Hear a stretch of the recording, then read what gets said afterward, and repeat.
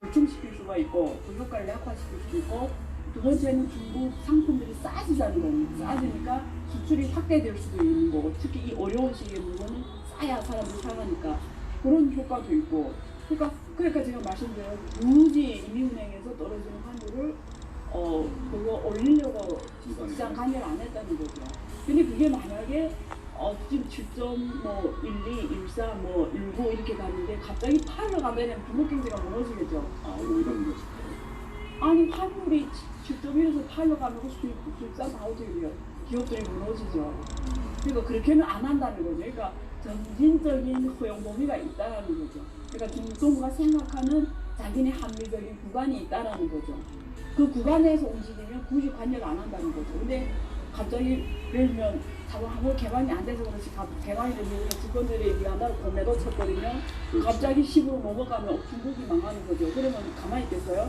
그러니까 그걸 못해요. 이제 간지상 돈이 항공 개방 안 했기 때문에 못 그렇게 하는데, 예를 들면 스토리가 그렇게 하는 거죠. 그러니까 지금 움직이는 건 다 이민은행이 생각하는 합리적 구간이 있기 때문에 굳이 시장 관여를 안 하고 가게 한다는 거죠. 근데 그게 말씀하신 것처럼 무제한으로 전화가 가게 하는 건 아니죠. 그게 뭐 직장 환율을 가게 되면 25, 50 만들 거예요, 환율을. 그건 아니잖아요. 그러니까 점진적으로 어떤 자기네 특정한 생각하는 구간이 구간에서 있다고요. 이제 멈출 것이다. 네.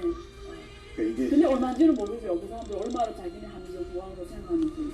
그러니까 이제 위안화가 점점 전화가 될 것이라고 생각이 되면 그 3차 손을 걱정한 외국 자본들은 빠져나가잖아요. 그렇죠. 그래서 그거를 방지하기 위해서 갑작스런 인하 조치를 발표할 수도 있다라고 보는 거는 좀 무리가 있을까요? 그러니까 왜 저 트럼프가 강달러를 했냐면 중국에서 나오라고 해서 강달러를 한 거예요. 중국에서 나오라고. 자기네 애들이 제일 많이 들어갔거든요. 네. 자기네 그 미국 자본이. 근데 양주에 열기 전에 중국 주식시장이 막 행진하면 너무 보기 좋잖아요. 그렇죠. 잔치 벌리는 것처럼. 그러니까 양주 행정이 강달러를 딱 해가지고 중국에 들어간 채권시장하고 주에는 애들 나오라는 거죠. 그게 어떻게 주식시장하고 채권시장이 떨어지겠죠. 그게 원화였던 거죠. 그래서 나갔어요, 그때. 그래서 그 외국 자금에 중국에서 북상 자금이라고 해요. 외국 자금이 들어오는 거 홍콩 통해 들어오거든요. 그 북상 자금이 작년 하반기부터 이렇게 계속 증가해요. 엄청 증가해요. 올해 1월까지. 그러다가 최근에 다시 나와요. 그러니까 그걸 의도한 거죠. 중국에서 나오게 하려고 강달러를 한 거거든요. 근데 사실 실제 이미 환율 전쟁이 시작이 된 걸로 봐야 되겠네요. 환율 전쟁은 항상 있었다. 항상 있을 거다. 끝나지 않을 거다. 왜냐면 항상 정부의 중요한 카드다. 이렇게 보시면 돼요. 그러면 이제 코로나 이후 이 세계 경제가 과연 이전으로 회복할 수 있을 것인가에 네. 대한 그 이야기를 하시는 분들이 있거든요. 어떻게 보세요? 저는 그 이전을 생각한단 말을 저는 뭐 하나 듣겠어요. 그러니까 코로나가 발생하기 이전 수준까지 뭐가? 갈 수 있을 것인가? 뭐가? 경제 상황이. 경제 상황이 뭘? GDP 아니면 뭘? 뭐 여러 가지 복합적으로 전 세계들의 어떤 뭐 무역 규모라든가 제가 그러잖아요. 코로나는 변화시킨 게 아니라 진화시켰잖아요. 세상은 진화가 됐어요. 그래서 그 전으로 가는 게 아니라 다른 세계로 가는 거죠. 그 다른 세계로 가는 데서 산업이 다 달라질 거고 기업들이 변해야 되는 거고, 그 전으로 돌아갈 수가 없고 그 전으로 간다는 말 자체가 성립이 안 되는 거죠. 저는 그렇게 생각해요. 근데 그 전 경제로 돌아간다는 거는 뭘 말하는 거지? GDP가 예를 들면 규모를 얘기하는 건데 작년에 GDP가 뭐 3% 성장, 올해 4% 성장할 것인가 이걸 말하는 건지, 아니면 어쨌든 올해 경제 성장률을 이제 대통령도 말하고 IMF도 그랬고 지금 마이너스로 간다고 그랬거든요. 한국은. 근데 중국은 IMF가 올해 중국 경제 성장률이 1.2%라고 했거든요. 근데 또 더 다른 IB들은 중국이 올해 경제에서는 마이너스로 보내고 있고, 중국 자체 IB들은 그래도 포지티브다. 2에서 3% 갈 거다.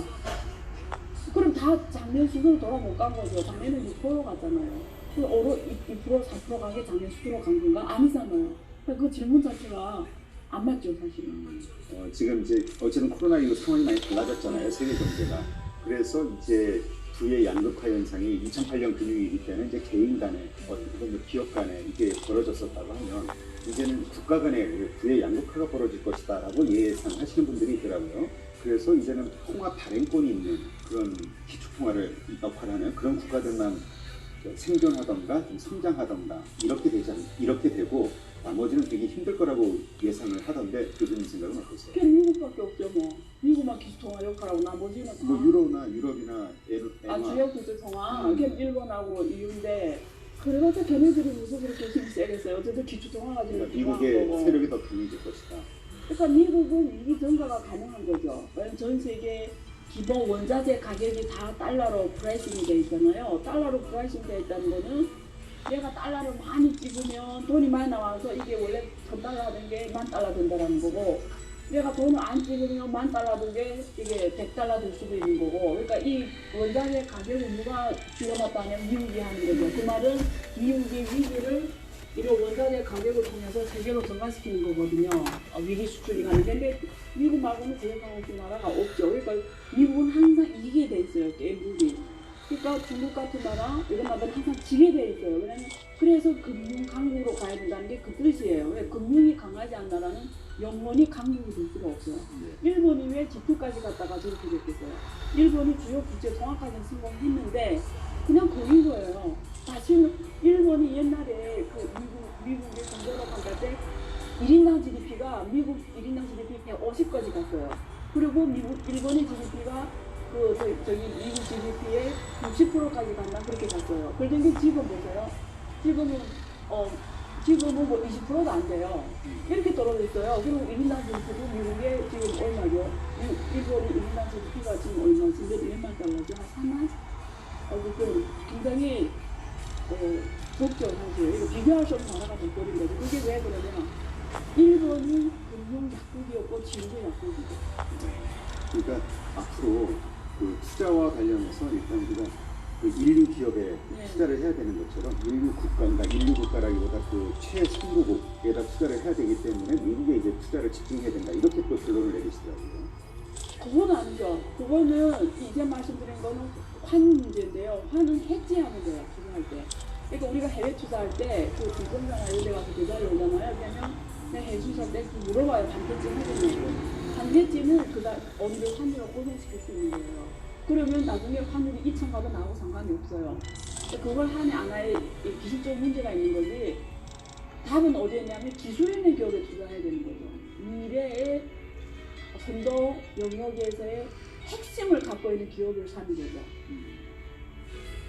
그게 답입니다. 네. 그러니까 어쨌건 이 코로나 이후 네. 이제 새로운 패러다임에 의해서 뭐 언택트 기업이 됐든 네. 이게 새롭게 부상하는 그런 기업이나 산업 거기서 제일 중요한 핵심 부분을 갖고 있는 업체를 찾아내는 게 우리가 해야 되는 거고, 돈이 정직하게 해야 되는 게 우리가 해야 되는 거고, 이왕이면 한국 기업이면 더 좋겠어요. 그러니까 우리가 돈의 흐름을 따라서 네. 이러한 조건을 갖춘 기업이나 뭐 산업에 우리가 투자하는 게 아무래도 이제 앞으로 유리하겠네요. 네, 오늘 이렇게 안희월 교수님을 모시고 또 세계 여러 가지 경제 상황에 대해서 말씀을 나눴습니다. 감사합니다. 네, 감사합니다.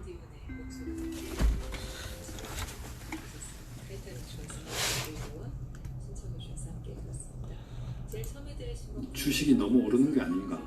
펀더멘트 같이 주무시는 정말 글로벌로 모니터를 하시는 우리 안병모 편집장님이십니다.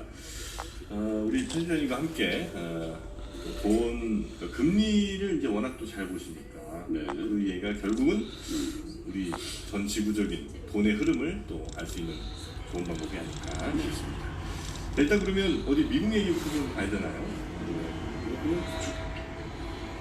주식 어떻게 제일 우리 시청자들이 관심 있는 게 우리 안근모 편집장은 요즘에 주식의 랠리를 어떻게 생각하는지 그게 제일 궁금하지 않을까? 그게 이제 결론인데 나갈까요? 좋습니다. 그러실까요? 그거부터 한번 밥부터 들어보겠습니다. 두괄식으로 가죠. 네.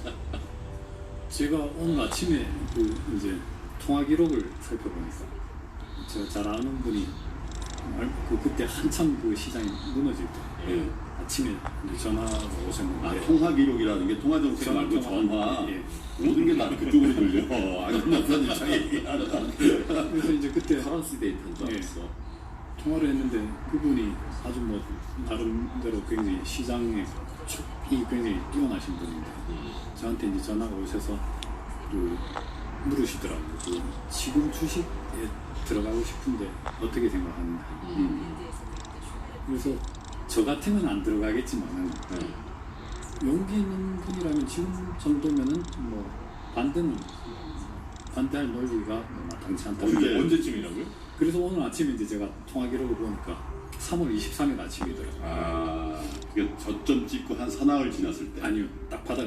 그날 밤 이제 바닥을 아, 찍었어요. 미국 기준으로 우리가 3월 19일 기준으로 우리는 바닥이에요. 아, 그 뉴욕 증시 말씀하시죠. 네. 그래서 S&P 500을 이제 네. 롱 포지션을 잡고 싶은데 어떻게 생각하냐 그러시길래 미국인이 전화 왔었군요. 아니요, 한국인이요? 예, 예. 그래서 뭐 저도 이제 뭐 반대는 안 하겠다. 근데 그 굉장히 마음고생할 각오가 있다면 되게 뭐 공격적으로 한번 해볼 만한데 제 취향에는 전혀 뭐 그런 타이밍에 주식을 사겠다는 생각을 갖거나 뭐 주변 분들한테 권하는 뭐 그런 건 아닌데 하여튼 그분이 결과적으로 보면은 아주 뭐 기가 막히게 타이밍을 잡았던 것 같고 그때에 비해서는 뭐 그 이후에 한 달쯤 지나서는 뭐 주식이 오르는 게 뭐 이게 이상한 건 아니겠구나 하는 생각이 좀 들었습니다. 지금도 뭐 그 생각은 들고 그래서 지금 뭐 주식이 너무 오르는 게 아닌가 뭐 펀더멘탈 엉망인데 이 너무 따로 가는 게 아닌가 뭐 국채 수익률 바닥이 기고 있는데 S&P 500은 왜 이렇게 계속 올라가느냐 계속 이제 역시 논란이 일고 있긴 하지만은 저는 그에 대해서 뭐 그렇게 반대하고 싶은 생각이 없습니다. 지표는 엉망인데 주식은 왜 오르는 건가요, 그럼? 지표가 엉망이기 때문에 역설적으로 오른다고 봅니다. 그게 무슨 말이에요? 그 지표가 엉망한데 왜 첫째 올라요? 이제 이미 엉망으로 나오는 지표들은 이미 지나가는 지표들이고 지금 우리가 적어도 공감대를 형성할 수 있는 펀더멘탈에 관해서 있는 부분은 어쨌든 그 이후로 5월 들어서는 요만큼이라도 나아지고는 있다. 아니 뭐 절대 수준 자체는 여전히 바닥이지만 네. 4월보다는 낫다 이거죠.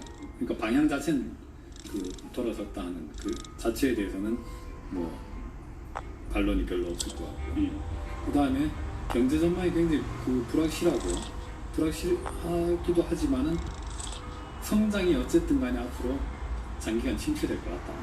굉장히 낮은 수준에서 그 이제 올라가더라도 더딘 속도로 올라갈 것 같다 하는 부분도 동의할 수 있다면은 굉장히 중요한 그 주식 시장에 있어서 두 가지 전제가 형성되는데 첫째 최악은 지나갔다는 부분 네. 그다음 최악 이후는 어쨌든 간에 올라간다는 부분 예. 그래서 최악부터 놓고 보면은 플러스 하는 거죠.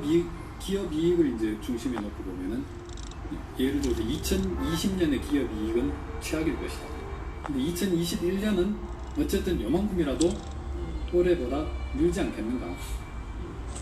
절대 수준, 기업 이익이 절대 수준이라든가 뭐 기업 이익이 늘어나는 속도라든가 이거는 뭐 이제 이견이 있을 수 있지만 어쨌든 방향 자체는 늘어나는 방향이다 하면은 결국 주식의 가치라는 것을 이제 따지고 보면은 내년에 벌 돈, 2년 뒤에 벌 돈, 3년 뒤에 벌 돈 뭐 등등 쭉 해가지고 이거를 이제 현재 가치로 다 할인한 값인데 기업 실적에 미친 어마어마한 쇼크는 올해 내지는 길어봐야 내년까지 딱 네. 2년이고 나머지 그 뒤에 기업 실적은 살아있는 것이고 왜?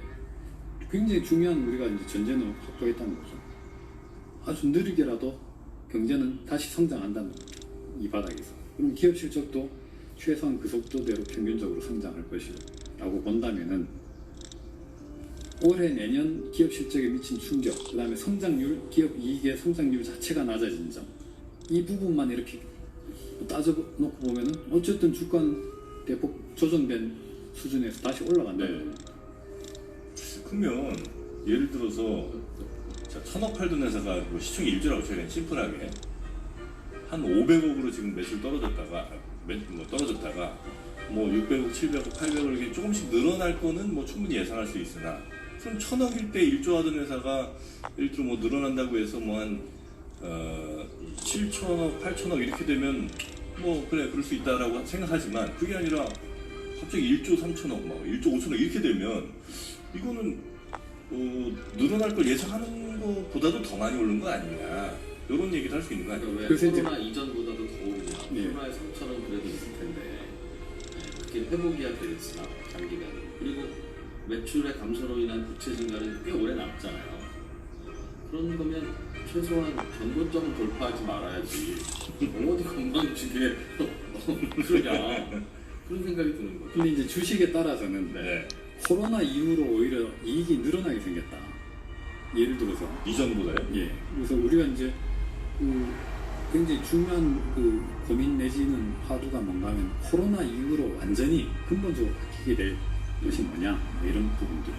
재택근무가 훨씬 더 뭐 일반화될 것이냐 라든가 또는 뭐 집에서 신는 슬리퍼 판매량이 늘어날 수 있다든가 뭐 이런 것처럼 뭐 그런 이제 여러 가지 상상력을 동원해서 뭐 적지 않은 이제 뭐 주로 IT 기업들이죠. 뭐 아마존이라든가 뭐 밤사이 마이크로소프트도 마찬가지 그런 보고서 예를 들어서 뭐 클라우드 뭐 온갖 기업들이 클라우드에 대한 이제 투자를 대폭 늘릴 것 같다라든가 이런 이제 오히려 실적 전망을 높이 잡을 수 있는 그런 기업들이 존재하고요.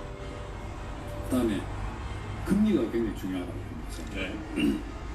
예를 들어서 이게 새 놓는 집에 비유하면 더 쉽게 이렇게 다가올 수도 있겠는데 내가 어디 이제 뭐 예를 들어서 노후 생활을 위해서 점포를 하나 샀는데 요즘 이제 코로나 이것 때문에 월세가 한 6개월 정도 못 받게 생겼어요.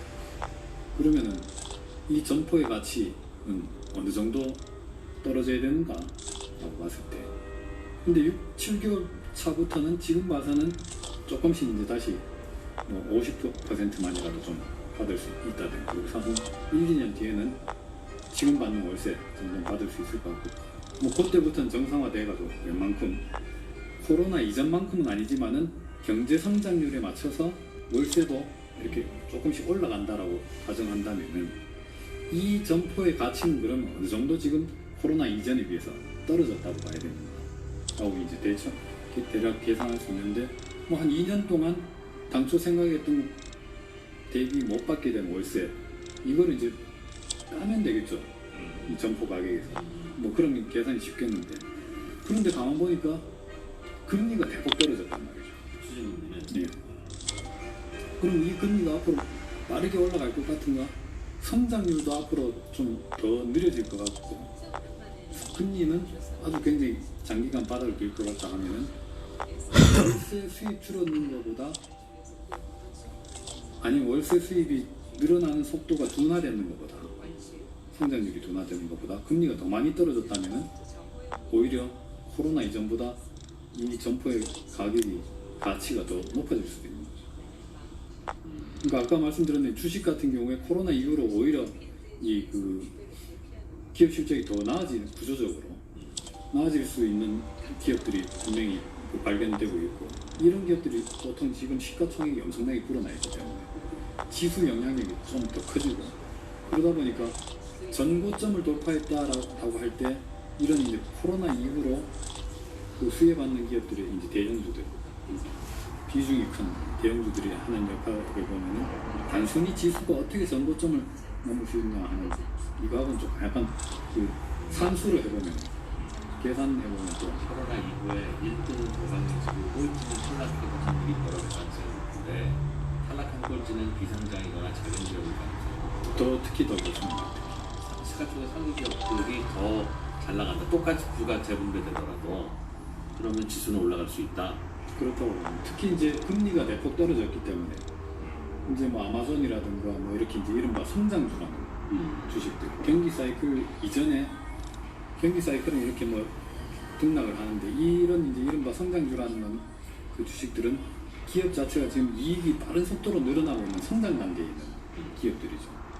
어떤 기업들은 성장 단계를 이제 거쳐서 이제 완수 단계에서 그냥 웬만큼 뭐 이익을 내는 이런 기업들이라고 본다면은 성장 단계에 있는 기업들은 이익이 어쨌든 굉장히 빨리 늘어나고 있는 기업들인데 이 이제 주식의 가치를 이제 따질 때 미래 1년 뒤, 2년 뒤, 뭐 10년 뒤 이런 이익을 예상해가지고 금리로 할인해서 지금 현재 가치로 따지지 않습니다. 그런데 성장주 같은 경우는 미래에 예상되는 이익이 굉장히 큽니다. 네.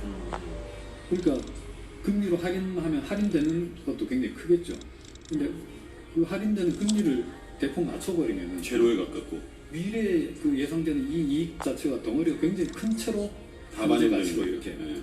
계산이 됩니다. 그러니까 이런 성장주들은 뭐 금리 인하 뭐 이런 때마다 이제 많이 나오는 얘기긴 하지만 금리가 이렇게 굉장히 대폭 낮아지면은 네. 특히 또 그냥 아주 그런 그야말로 뭐 계산기 두드리듯이 그게 이제 뭐 중시 여번에 오늘 아침에 그런 얘기 하셨습니다만 뭐 모든 재료의 수급이 부족한다고 하잖아요. 지금 금리 말씀드리는 게 사실은 금리 플러스 막대한 유동성 있잖아요. 그러니까 예전에는 A 주식 아까 정프로가 아주 좋은 예를 들었는데 매출이 전망 못한데 주가는 그 주식을 살 수 있는 유동성이 훨씬 더 강화됐는데 그 중에서도 살 수 있는 주식은 사실 몇몇 대형주로 집중돼 그 지수에 대한 영향이 가지고 지수가 실적의 총합이 낮음에도 불구하고 주가는 오를 수 있는 원인게임이라는 식으로 듣고 보면 지금은 그거 많이 된다 싶은데 네. 왜 한두 달 전에는 그런 생각을 못했을까? 한두 달 전에 아주 심플한 논리인데 그래서 저는 유동성이 이렇게 밀어오른 골든 장세다라는 이제 설명이 굉장히 심플하긴 한데 엄밀히 따지자면 약간 좀 어폐가 있다고 생각해요. 예, 그 질문 드리려고 했어요. 지금 우리 그 주식시장에 참여하시는 많은 분들 중에서 중앙은행이 돈을 많이 풀어서 갑자기 자기 계좌에 현금이 많이 생기는 분들이 얼마나 있겠어요. 중앙은행이 돈 풀어서 내 계좌에 현금 생긴다라면 그러니까 그거는 어디서 온 걸까요? 그래서 제 생각에는 유동성이 굉장히 중요한 역할을 했는데 중앙은행이 공부하거든요. 첫째는 제일 중요한 게는 이 경기가 이제 지난 팬데믹 과정에서 3월, 4월 이렇게 아주 무너지는 과정에서 안 무너져도 될 기업들이 무너지는 경우가 굉장히 많습니다. 모두 이제 현금 일단 확보하려고 애를 쓰다 보니까 그런 과정에서 은행들은 돈을 더 안 빌려주려고 하죠. 그런 과정에서 연준이 굉장히 전례 없이 아주 신속하고 공격적으로 온갖 정부본들 시장까지 다 개입을 해서 돈을 풀다 보니까 기업들이 돈을 구할 수 있게 됐다는 거죠. 그래서 그 말은 뭔가 하면은 이 불필요하게 많이 해야 되는 그러니까 경기 하강 사이클이 이 나선형으로 서로 상호작용하면서 증폭되는 이거는 상당 부분 차단했다는 거예요. 실물 경제를 일단 추락하는 걸 막아냈다는 거예요. 그런 측면에서 유동성이 증시의 어떤 보탬이 된 측면. 그다음 또 한 가지는 그러다 보니까 증시가 이제 실물 경제 방향이 이제 바닥을 치고 올라가고 어쨌든 그 당시까지만 해도 유동성의 문제가 상환 능력의 문제가 되고 그래서 이 굉장히 많은 기업들에 대해서 이거는 상환 능력에 문제가 생길 수 있겠다는 얘기들이 많았는데 기업들 자체가 이제 살아나고 어떤 그다음 금융시장에서 현금이 필요하다 보니까 뭐 주식이라든가 심지어 금까지 다 팔아가지고 현찰을 구하려는 엄청난 파동이 있었는데 그거를 이제 일단 차단했다. 그런 차원에서 이번에 뭐 연준이 하는 역할은 그런 뭐랄까 매트리스를 깔아준다. 소방수 역할을 하는 뭐 그런 측면이 굉장히 강했다고 생각해요. 금리를 인위적으로 대폭 끌어내렸다 하는 부분에 대해서는 굉장히 논란이 있을 수 있는데 제가 보기에는 제 주장은 그렇습니다. 중앙은행이 어거지로 금리를 막 인위적으로 말도 안 되게 끌어내렸다기보다는 실제로 경제가 견딜 수 있는 수준으로 금리가 이제 시장에 의해서 찾아가게 돼 있는데 이 부분이 신속하게 이제 찾아갈 수 있도록 중앙은행이 어떤 정책으로서 유도하는 측면입니다. 그 과정에서 이제 유동성이 역할이 있습니다. 또 한편으로 이제 이번에 미국을 중심으로 놓고 다른 데도 마찬가지입니다. 중앙은행이나 정부가 동시에 개입한 게 굉장히 특징이라고 볼 수 있는데 미국 같은 경우 예를 들어서 의회 이제 부양책으로 인해서 재정 정책이 굉장히 엄청나게 높은 강도로 시행되지 않습니다. 이 말은 재정 정책이라는 건 다 빚내서 하는 거예요. 사실상 그 빚을 누가 빌려주는가 연준이 빌려주는 거죠. 그게 이제 유동성이라는 형태로 국채를 대량 사들인다는 것 자체가 국채를 산다는 것 자체가 정부에 돈을 빌려주는 거죠. 그래서 그게 이제 돈을 빌려주고 나면 시중에 이제 그만큼 돈이 나가 있는 거죠.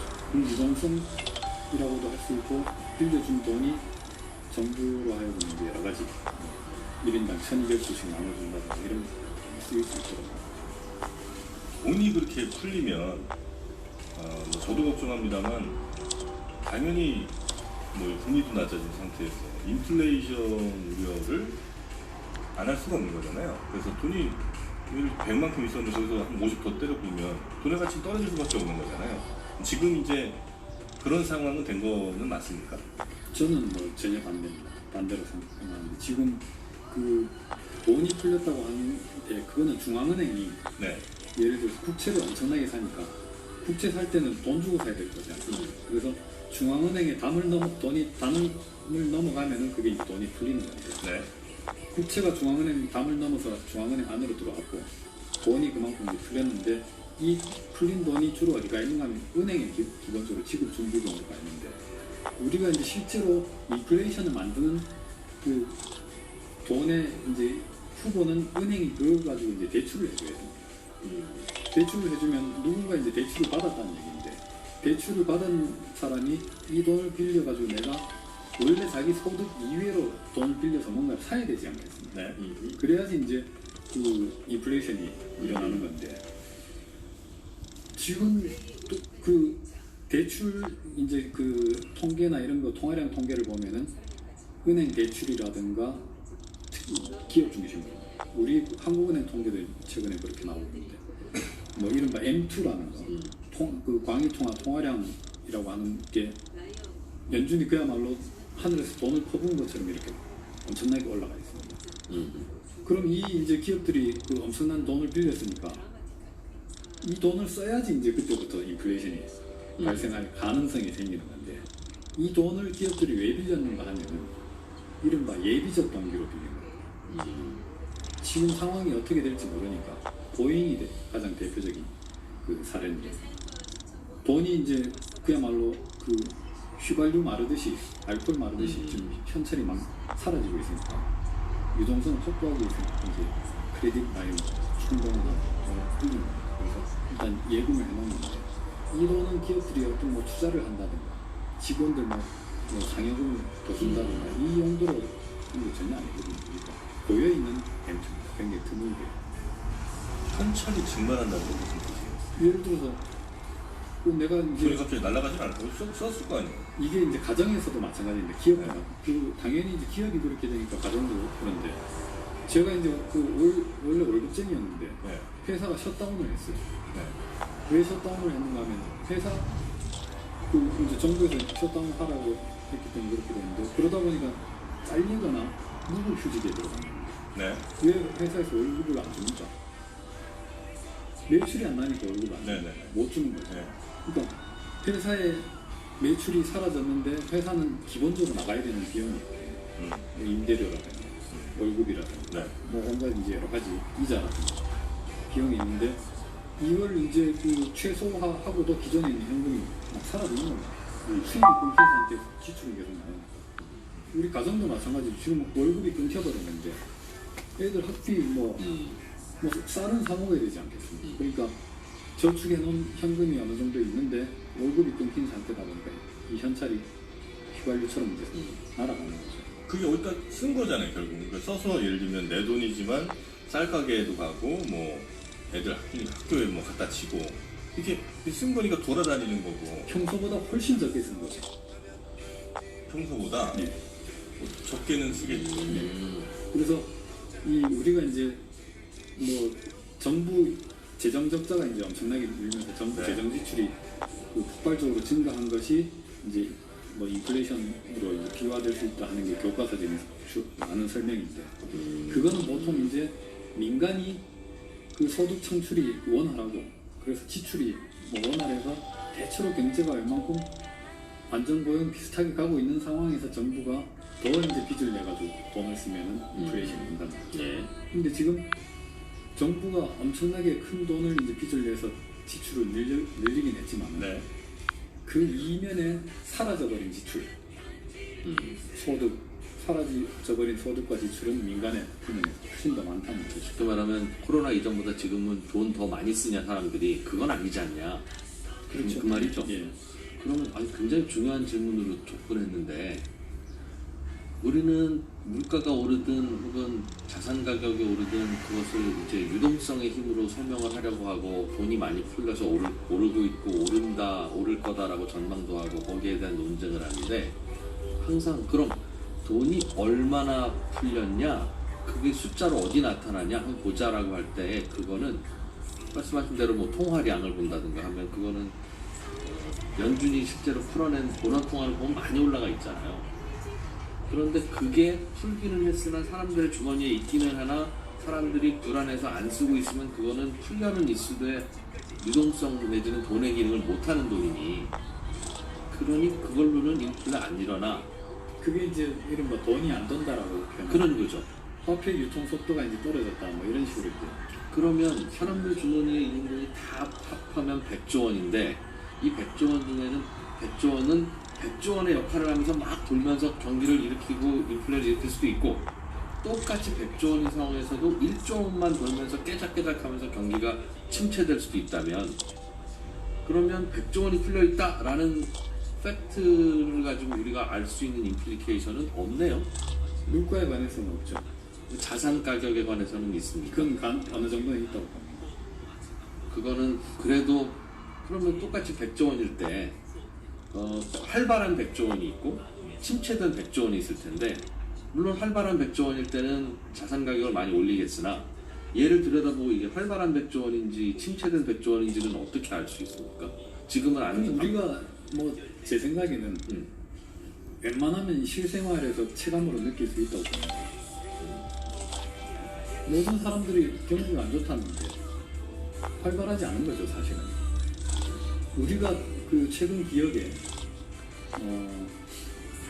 우리나라 외환위기 이후로 야 경기가 정말 좋네 라고 느꼈던 게 얼마나 있을까. 제 생각에는 1999년 2009년 그 정도고 야 이거 인플레가 좀 문제가 좀 있겠는데 라고 느낀 거는 2008년 초 뭐 저는 뭐 개인적으로 따지자면 그렇습니다. 그 외에는 우리나라 외환위기 이후로 야 경기가 뭐 굉장히 좋네 뜨겁네 라고 느끼는 건 그 외에는 없거든요.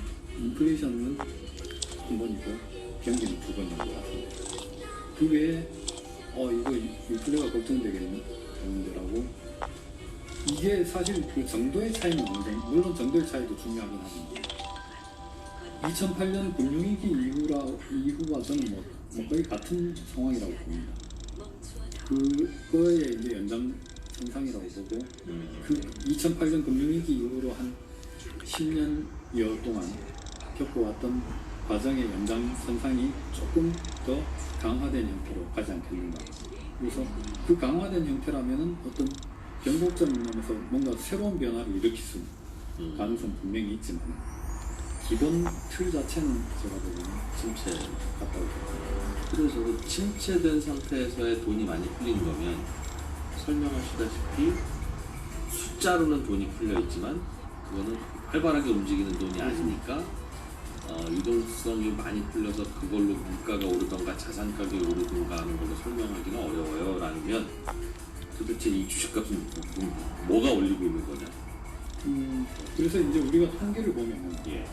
그 금융위기 이후에도 그 M2 이제 통화량이 굉장히 많이 늘었습니다. 그 은행 대출을 통해 가지고 연준이 돈을 푼다고 해서만 그 통화량이 느는 게 아니라 은행이 실제로 대출을 해야지 이제 돈이 늘 수가 있는데 초기에는 이제 경기 침체 우려 그 때문에 기업들이 일단 현금을 좀 확보해놔야 되겠다 하는 그런 수요의 대출이 많았던 것 같아요. 그래서 이게 이른바 명목 GDP라든가 아니면 이제 뭐 자산 가격이라든가 여기에는 거의 영향을 못 미칩니다. 이후로 어느 정도 경제가 안정되면서 꾸준히 이제 다시 그 둔화됐던 통화량이 다시 속도를 내면서 늘긴 했는데 그게 보통 교과서에서는 명목 GDP로 간다라고 이제 나오지만은 물가도 오르고 통화량이 오르고 왜냐면 돈이 늘어나니까 이제 돈을 사람들이 많이 쓰기 위해서 대출 받는 거지 않습니까? 뭔가 사기 위해서 사람들이 대출을 받게 되고 그래서 이제 대출이 그렇게 많이 늘면은 통화량 자체가 예금이 많이 늘어나게 되는 겁니다.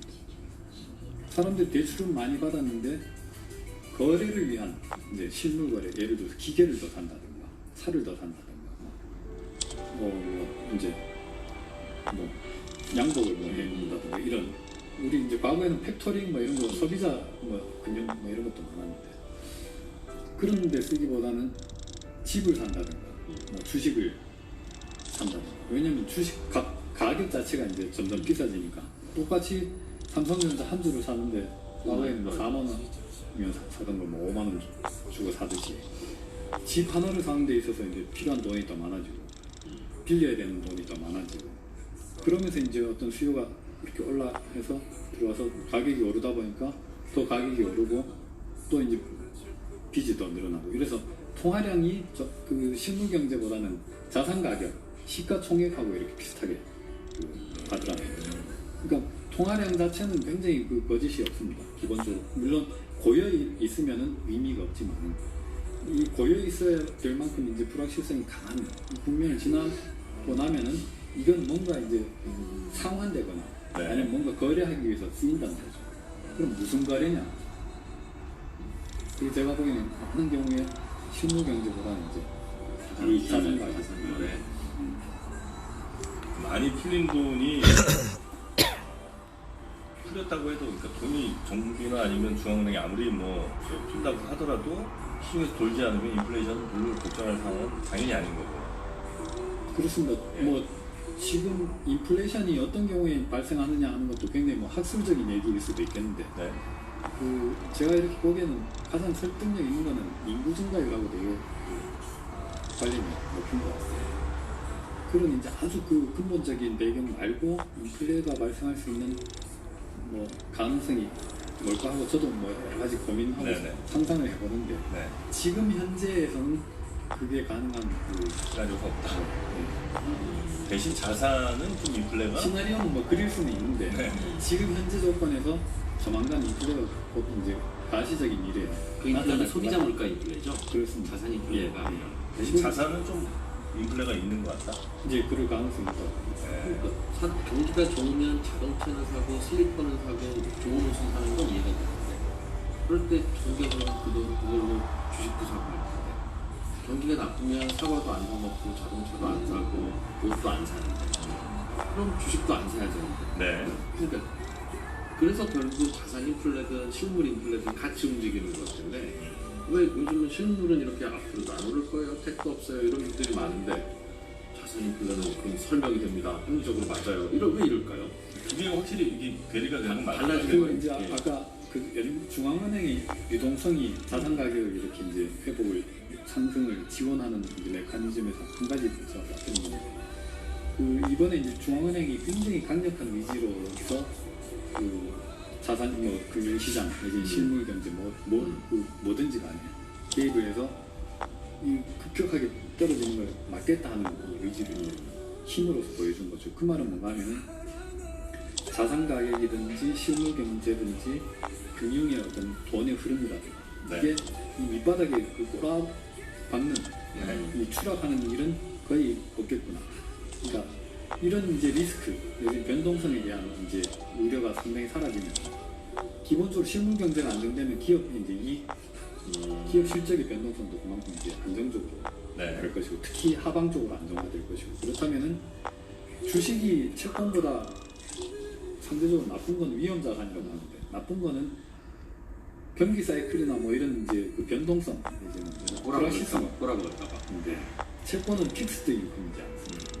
그러니까 우리가 사업하는 거하고 월급쟁이하고 하는 거하고 그 차이가 있듯이 사업을 하면 돈을 많이 벌 수 있는 기회는 있는데 이건 망할 수가 있는 거예요. 이제 집에 한 푼도 못 갖다 주는 때가 많을 수도 있고 뭐 이런 리스크가 있는데 만약에 그런 이제 리스크가 대폭 줄어든다면 사업하는 게 낫지 않겠습니까?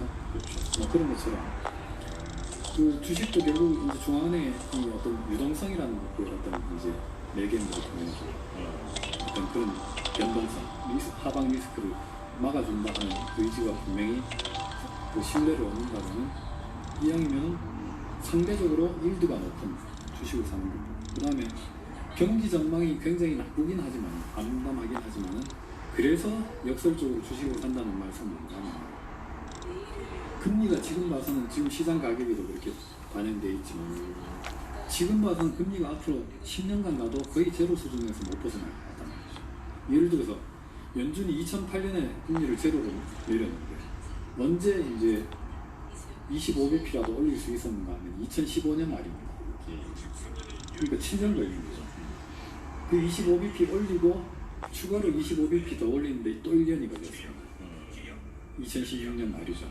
그 다음에 또 한 번 올릴 수 있을 때까지 또 시간이 걸렸어요. 즉 제로금리에서 벗어난다는 게 어마어마하게 어려운 일입니다. 금융위기 때도 그랬는데 지금 봐서는 물론 금융위기 때하고 지금 이제 좀 차원은 다를 수도 있지만 역시 제로금리가 굉장히 오래 갈 것 같다. 미국 국채 10년물 수익률이 지금 0.65, 68 감사히 뭐 그랬는데 10년간 예상되는 평균금리가 뭐 대략 그렇다는 거죠. 그러면은 내 저하고는 상관없는 일이지만 돈이 좀 있는 그 자산가 입장에서는 이렇게 낮은 금리에 내 재산을 장기간 맡겨놨다가는 나의 내 재산의 어떤 그 뭐랄까 구매력이 장기간에 걸쳐서 훼손될지도 모르겠다. 지금 저는 반대로 생각하지만은 인플레 얘기도 나오고 있는데 금리는 0.65 10년물이 라면은 이거는 이 그 픽스드 인컴에 맡겨 나서는 내 재산의 어떤 구매력, 실제 가치가 장기간에 걸쳐서 훼손되겠죠. 그러면 내 재산을 보호해야 되기 때문에 뭐 이걸 가지고 굴려가지고 떼돈 벌기 이전에 내 부를 보호하기 위해서는 어디가 가장 적합할까라는 동기에서 주식을 사는 흐름도 저는 굉장히 강하고 그게 1차적으로 저는 권리라고 생각합니다. 네. 오늘 새로운 걸 이끌어내요. 그러니까 로또라고 하는 건 좋은 투자 대상이 아니잖아요. 꽝 대상률이 높으니까. 그런데 어느 날 정부가 로또를 내가 당첨시켜줄 수는 없는데 로또 꽝이 너무 많아서 사람들이 불안해하니 꽝인 거는 정부가 본전으로 바꿔줄게 라고 하면 그때부터는 전 재산을 동원해서 로또를 다 사는 게 유리하잖아요. 그래서 집 팔아서 로또 사야지. 그게 이제 뭐 꽝은 없고, 표시라는 거죠. 꽝은 없고 당첨되면 대박인 거니까 이거는 모든 돈 다 긁어서 로또를 사는 게 맞는데 주식시장에서의 반응이라는 게 그런 의미이다. 정부가 하방을 정부가 아니라 중앙은행이 하방을 막아주고 주도 가능성을 줄여주고 심지어 주가 떨어지면 사서 올려주기도 하는 상황이니 그런 거는 무조건 사야 되는 거 아닌가? 그런 생각을 하게 됐다는 잘 이해한 거예요? 그 이제 우리가 그 3월인가 마이너스 유가 현상이 있었잖아요. 네네. 4월이 잠시. 그 유가가 마이너스라는 건 사실 되게 그 우리가 개인적으로 되게 상상하기 어려웠는데 80년대 중간에 그때도 이제 유가가 폭락할 때 텍사스주의 어느 주유소에 휘발유 갤런당 영어는 있었다고 그 책에 적었는데 주유소예요? 예, 실제로 그냥 가서 안 놔놓으면 되는 거예요. 그렇죠. 네. 왜 그렇게 해요? 그 이제 제로도 사실은 마찬가지 개념인데 마이너스라는 가격이라는 거는 본질적으로 제 생각에는 보관의 문제하고 결부되어 있어요. 그래서 그 예를 들어서 원유 선물을 내가 롱 포지션을 취해가지고 샀는데 원유는 차액 정산 방식이 아니라 현물 인수도 방식이기 때문에 만기일 돼서도 내가 롱 포지션을 갖고 있으면 물건을 받아야 되거든요. 이론적으로 예, 그렇죠. 그러면 이제 쿠싱에서 원유를 받아야 되는데 받는 그날 이제 쿠싱의 그 창고에서 이 창고는 내일부터 당신 기름이 있는 이 칸은 내일부터는 딴 사람 쓰기로 되어 있으니까 기름을 빼라고 한다면은 이걸 어떻게 뺍니까? 뭐 차를 불러서 막 소배를 뭐 깎은다? 뭐 이런 이제 보관의 문제. 그래서 이걸 이제 길에다 쏟아부을 수도 없고 내가 웃돈을 줄 테니까 받아가라는 거죠. 이거 참고를 바라는 거죠. 마치 이제 그 건축 폐기물처럼 돈 주고 이제 처분을 하는 겁니다. 그 이제 그래야 될지 모른다는 공포가 이제 마이너스 효과를 만드는 거죠. 물론 이제 만기일에 가서는 이제 그것으로 못 돌았죠. 그래서 그 마지막 찰나에 그 빈 창고를 갖고 있었던 사람은 엄청난 돈을 벌었겠죠. 그 이제 다 받아들여. 그 전에 그 선교 관련해서 비슷한 확인되지 않은 상황을 들었는데 그때 왜 그런 일이 벌어졌는가?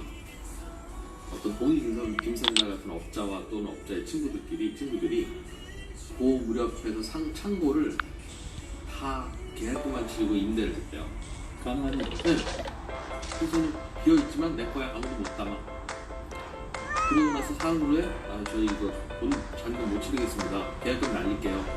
그래서 다시 풀어줬는데 그 사이에 창고들은 다 이렇게 가득 차 있으니까 원유 선물 가격이 추락도 많이 수가 있는 거잖아요. 그 친구들은 계약금은 날리고 푸싱 창고 계약금을 날리는 대신 원유 선물에 쇼를 쳐서 하는 거고 그런 거를 하면 취급받은 직원들이 있어서 확인되지는 남기는 남는데 그 당시에 없는 걸로 되어 있었다 그런 얘기를 누가 하면 안 그러는 뭐 같은 얘기. 네, 누가 같은 얘기.